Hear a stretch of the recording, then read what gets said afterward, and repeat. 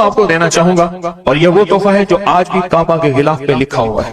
یہ وہ تحفہ ہے جو آج بھی کعبہ کے غلاف پہ لکھا ہوا ہے، لا الہ الا اللہ الملک الحق المبین۔ پڑھا کہ چھوٹا سا واقعہ سنا دو، بس مختصر سا واقعہ ہے، اور یہ واقعہ سیدہ فاطمہ کی روایات سے ملتا ہے۔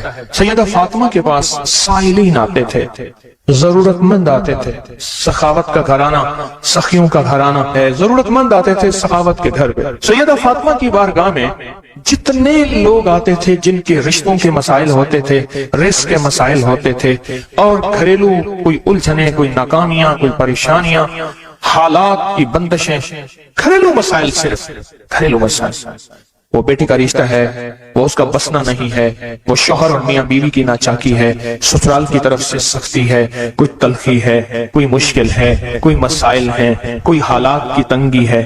یہ اگر اس قسم کے کوئی مسائل آتے بھی تھے، سختیاں اور تلخیاں آتی بھی تھی، جیسے ہمارے ہاں رشتے نہیں ہو رہے، ہوئے ہیں تو خدا نہ خواستہ طلاق ہونے ہیں، اور کتنے ایسے رشتے ہیں تیسرے دن طلاق ہو گئی، کروڑوں روپے لگائے، کسی نے اربوں روپے لگائے، ایسے بھی شادیاں ہوئیں، طلاق ہو گئی، گھر نہ بسے، گھریلو الجھنیں ہیں، ناکامیاں ہیں، پریشانیاں ہیں، گھریلو زندگی کی جتنی بھی مشکلات ہیں، رزق کی کمی ہے، صحت کی کمی ہے، ایک بیماری گھر سے جاتی ہے دوسری نہیں جاتی، ایک مشکل جاتی ہے دوسری پھر آ جاتی ہے، اور اس طرح کی تلخیاں، مسائل، مشکل دوسری پھر آ جاتی ہے، اور اس طرح کی تلخیاں، مسائل، مشکلات، بندشیں، ناکامیاں، حالات کی سختیاں، زندگی کی تلخیاں، گھریلو الجھنیں جسے لفظ کہتے ہیں۔ لفظ میں کیا کہہ رہا؟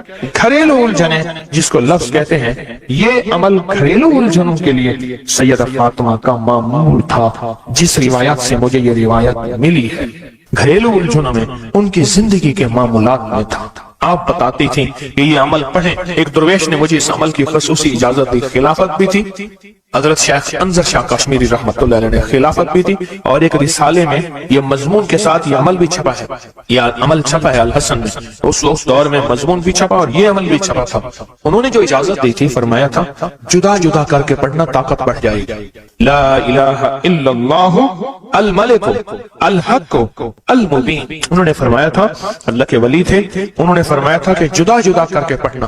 گھریلو الجھنوں میں سیدہ فاطمہ، سیدہ کائنات، حسنین کریمین کی والدہ محترمہ، اور کائنات میں جتنی خواتین ہیں ان کی سردار، اور میں سیدہ فاطمہ کے بارے میں کہا کرتا ہوں یہ خاتون اول ہے پوری کائنات کی۔ کہتے ہیں خاتون اول ملک کے وزیر اعظم کی بیوی ہوتی ہے، سارے ہمارے لیے قابل احترام ہے، لیکن یہ خاتون اول ہے ساری کائنات۔ میرا تو یہ یقین بھی ہے، عقیدہ بھی ہے، اور ہے تو میرے خیال میں ٹھیک ہے، خاتون اول ہے سیدہ فاطمہ رضی اللہ تعالی عنہا۔ تو میں آپ کی خدمت میں عرض کروں، یہ وہ بتاتی تھی گھریلو الجھن، گھریلو الجھن، اس کے بڑے تجربے ہیں، لیکن اس کا وظیفہ نہیں پڑھنا۔ جو میں تجربہ بتا رہا ہوں، اب اس کو وظیفہ پڑھیں، سینکڑوں پڑھیں، ہزاروں پڑھیں، لاکھوں پڑھیں، کروڑوں پڑھیں، اس کا وظیفہ کریں، ضرور کریں اس کا وظیفہ۔ لا الہ الا اللہ کیا لکھو؟